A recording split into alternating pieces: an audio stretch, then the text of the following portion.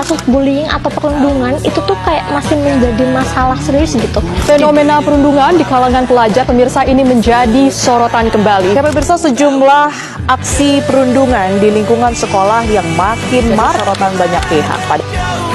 Bunuh diri juga mungkin dirasakan oleh korban bullying.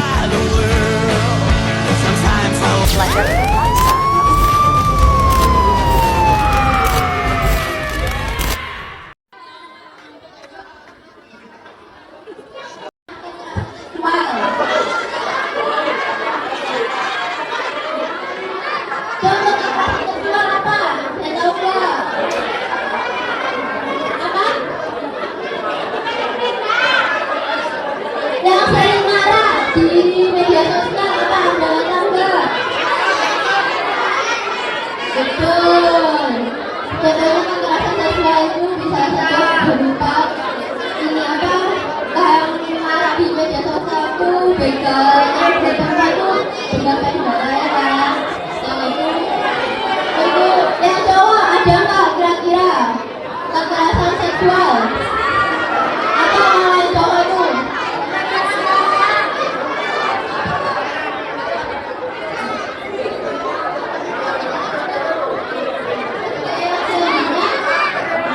Ada diskriminasi dan intoleransi. Ada nggak diskriminasi dan intoleransi?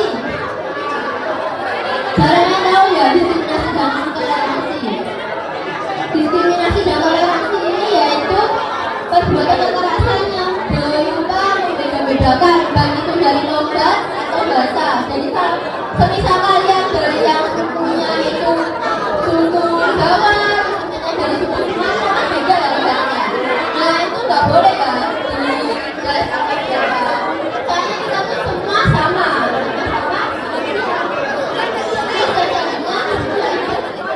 Jangan melakukan kekerasan.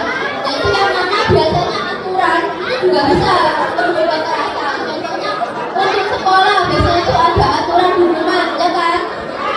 Nah itu juga ada mungkin hukumannya itu merujuk menjadi suatu kekerasan bukan suatu apa?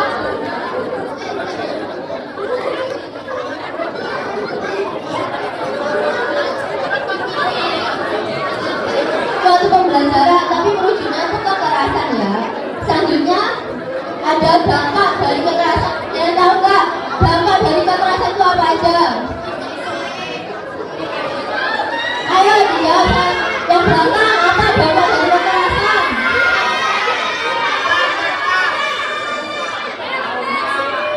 Betul, dampak dari kekerasan itu ada tiga ya. Ada fisik, psikis, dan sosial. Ya kan? Jadi kalau bisa itu teman-teman tuh hindari ya membuat kekerasan satu sama lain. Kalau bisa itu kita saling menjaga, membuat lingkungan yang aman. Betul. Jadi untuk selanjutnya oke, jadi sekarang kalau bahas tantangan diri dalam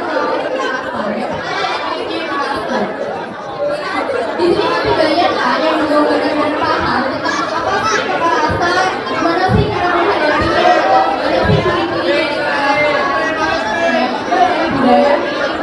Kalian tahu nggak victim blaming itu apa? Kalian tahu ya? Jadi victim blaming adalah korban kekerasan yang mana dia itu malah disalahkan oleh lingkungan sekitar.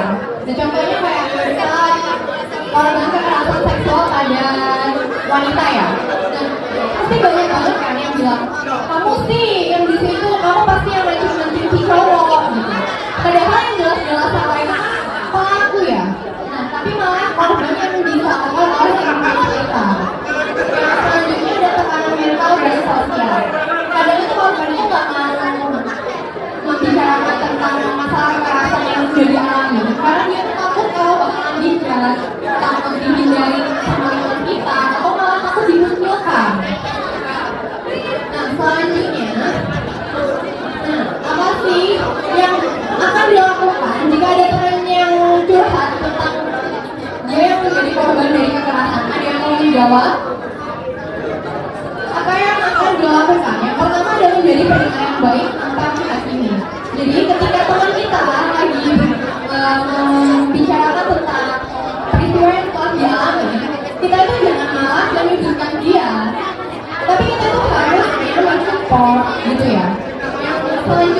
sengaja menyediakan ruang aman untuk bercerita. Nah kita kan udah diberikan amanah dengan teman kalian yang menceritakan tentang apa yang udah dirasakan. Nah itu jangan sampai kalian sebarluaskan. Apalagi kalian sebarluaskannya itu ke teman-teman kalian yang tidak bertanggung jawab. Selanjutnya ada menanyakan dan memahami kebutuhan kalian. Kita sebagai teman itu juga harus bisa memberikan perlindungan kepada teman-teman kalian. Apa yang kamu butuhin, apa yang membuat kamu itu rasa aman. Selanjutnya ada menghubungkan korban dengan tenaga ahli ataupun yang dapat memberikan bantuan. Jadi kalau korban kekerasan itu terjadi di lingkungan sekolah, kalian tuh bisa menemani di ruang BK atau kalau di luar sekolah bisa mengantar orang tua atau pihak yang berwenang. Selanjutnya ada mendampingi untuk melapor. Yang harus dilakukan jika melihat kekerasan itu apa aja sih? Yang pertama ada mengalihkan perhatian korban. Jadi kalau kalian ada di posisi yang sama dengan korban, kalian tuh bisa mengajak korban ke tempat yang aman agar terhindar dari pelaku. Yang selanjutnya ada menegur secara langsung. Tapi kalau kalian mau menegur, kalian tuh harus melihat situasi dulu ya. Kira-kira aman nggak sih? Kira-kira itu akan menyakiti diri kalian juga nggak? Yang selanjutnya akan kejadian sebagai bukti. Bukti yang paling itu kan dari bukti video ya. Ya tapi sebelum kalian video itu kalian juga harus lihat situasi kira-kira aman nggak kalau kalian mengeluarkan HP pada saat itu.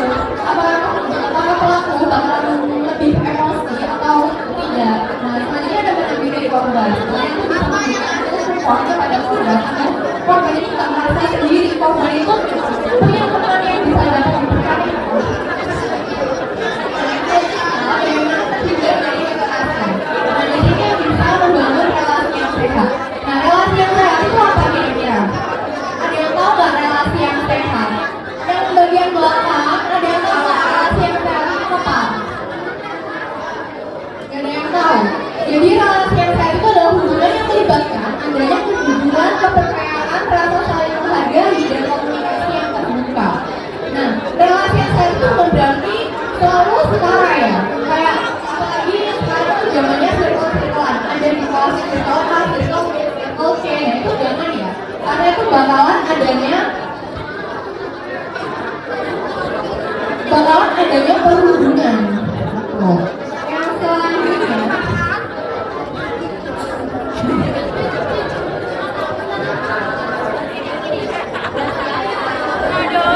relasi sehat. Nah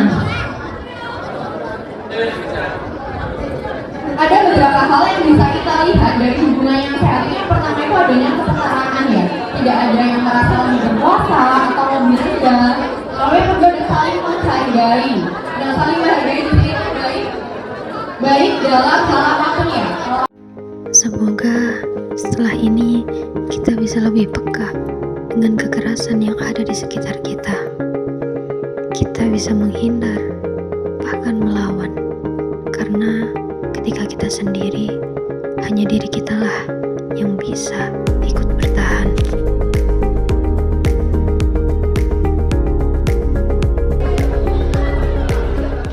Baiklah Kak.